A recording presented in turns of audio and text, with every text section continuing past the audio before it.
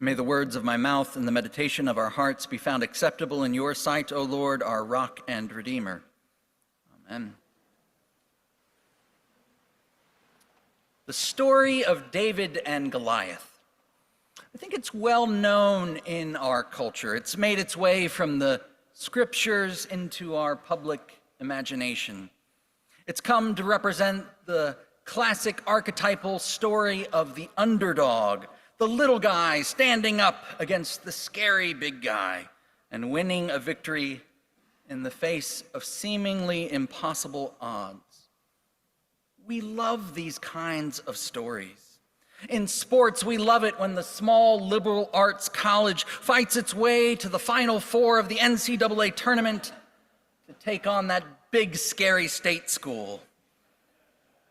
In the movies, we love it when Rocky Balboa, working-class Italian-American amateur boxer from the slums of Philadelphia, trains hard, overcomes the obstacles, and takes on the flashy, braggadocious heavyweight champion of the world. In politics, our politicians love to present themselves as standing up to fight for the little guy against the heartless greed of big business, or against the corruption and evils of big government. We somehow all like to see ourselves as David, with the odds stacked up against us. So why then do we spend so much time trying to be Goliath? We want to be big, we want to be powerful, to have all the protection of the latest heavy armors and the intimidating force of the best technologies and weapons. We want to feel important, respected, to have people take us seriously when we speak. I think this is also true about the church. There's a lot of fear and anxiety these days about the future of the church across mainline denominations that are facing numerical decline and growing smaller. Though I like how one church leader describes it. He says, "What is the problem? After all, Christianity isn't any less true just because it's less widely believed. The reason it's a problem is that mainline denominations have assumed we're supposed to be Goliaths. We're supposed to be huge. We're supposed to be important. We're supposed to be players on the national stage. We're supposed to be the acknowledged voice of the people. All the things that Goliath was. All the things that David wasn't." Looking ahead, the sad irony about the story of David is that David becomes Goliath. He becomes a bully, inflated with his own self-importance, with this sense of invincibility that he could do anything he wanted to anyone, that nothing could touch him, no longer possessing that quality that made him so special to begin with, a heart that trusted in the Lord, that strove to be found well-pleasing in the eyes of God, that was willing and eager to listen to God's voice and to obey. Now let's step back for a second and look at the story of David and Goliath again, because on some level I think we get it wrong when we read it as a story of an underdog who overcomes the odds with maybe hard work, with wit and grit and determination.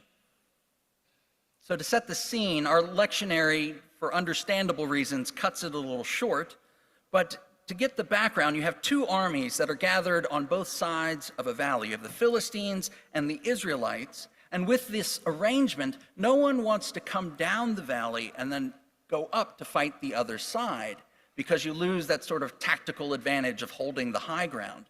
So they're gathered on two sides of this valley, and they're shouting taunts at one another, but no one is advancing. And so finally, the Philistines send out their champion, this giant of a man named Goliath, who the scriptures say is somewhere between 7 feet and 9 feet tall. He's very big. He's very scary. He's got big, heavy armor. He's got big, scary weapons, and he's taunting the Israelites. He comes down into the valley and challenges them, saying, "Look, I'll fight one-on-one in single combat, whoever you send out, and will decide the battle this way. He says, "Am I not a Philistine, and are you not servants of Saul? Choose a man for yourselves. If he is able to kill me, we will be your servants. But if I kill him, then you shall be our servants." Notice how he calls them servants of Saul. He doesn't call them servants of the Lord or Israelites. He calls them servants of Saul. And remember the warning we heard from Samuel a couple weeks back about the Israelites' desire to have a king. He says, if you have a king, he's going to take all your stuff. He's going to take your sons and daughters and make them his servants. And now the Israelites are being called servants of Saul. Now, the rationale for the people of Israel wanting to have a king in the first place is that they wanted a king like other nations, to govern us, to go out before us, to fight our battles. Israel's champion in this story should be Saul. Saul is also described as being a very tall man, who we know has heavy armor, lots of weapons. Why isn't Saul going out to fight this battle? But Saul and the rest of the fighting men of Israel are too intimidated by this imposing sight of the giant Goliath. He's too big, he's too powerful, he's too scary. Look at those massive weapons. How could we ever defeat such a man? So in steps David, who we, the readers, know has already been chosen as the next king of Israel, who's ready and willing to go before the people and fight this battle. But David says, I don't need your heavy armor. I don't need your heavy weapons. He goes out cool and calm, confident, with just a sling and 5 smooth stones. He has no doubt about his victory. Why? Because this Philistine stands against the armies of the living God. We're not the servants of Saul, we're the servants of God. And he says, I'm going to win so that all the earth may know that there is a God in Israel, and that all this assembly may know that the Lord does not save by sword and spear.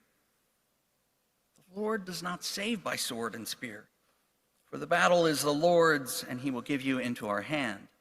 It's not going to be because we have the best weapons or because we are the biggest, but because God is on our side.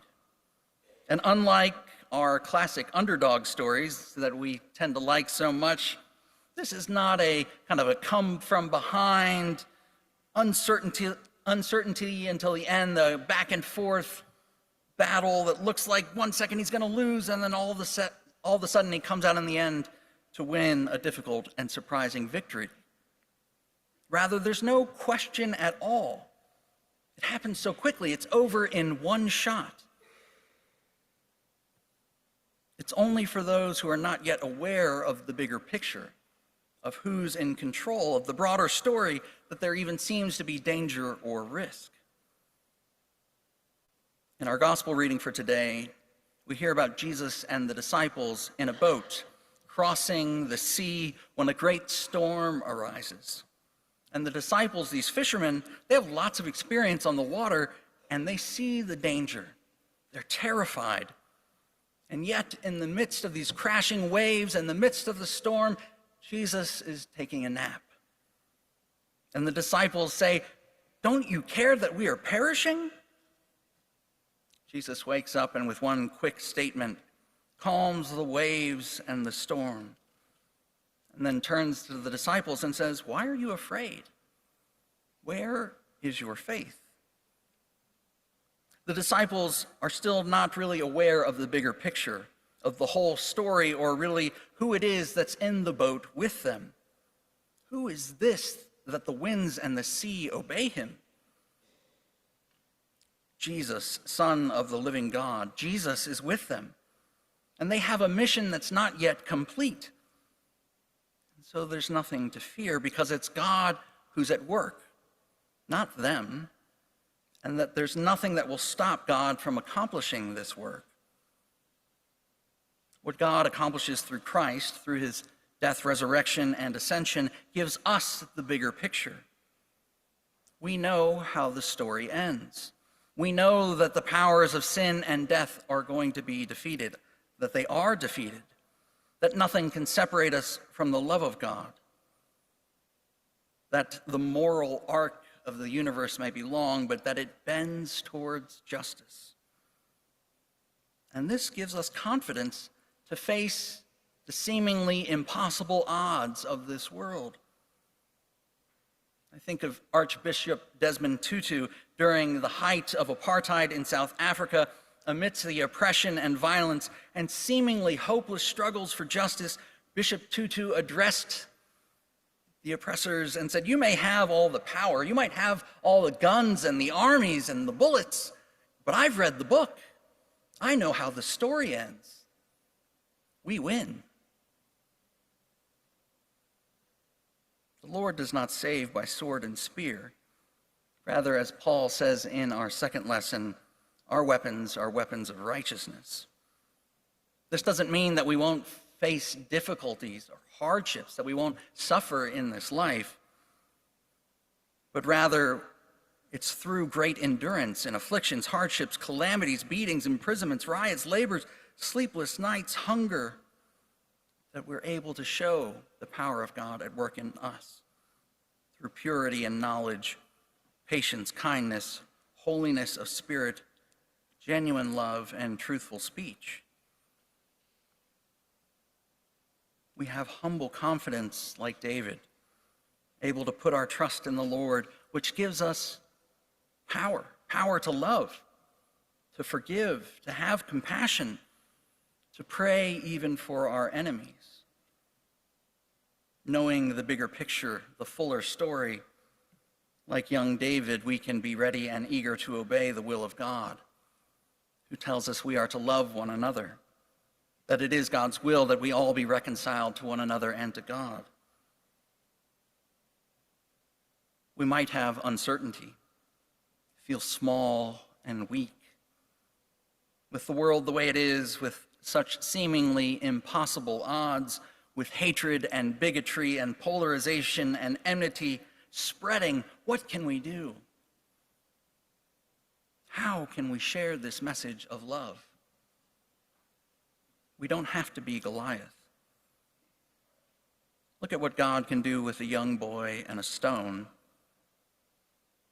or with a suffering servant and a cross.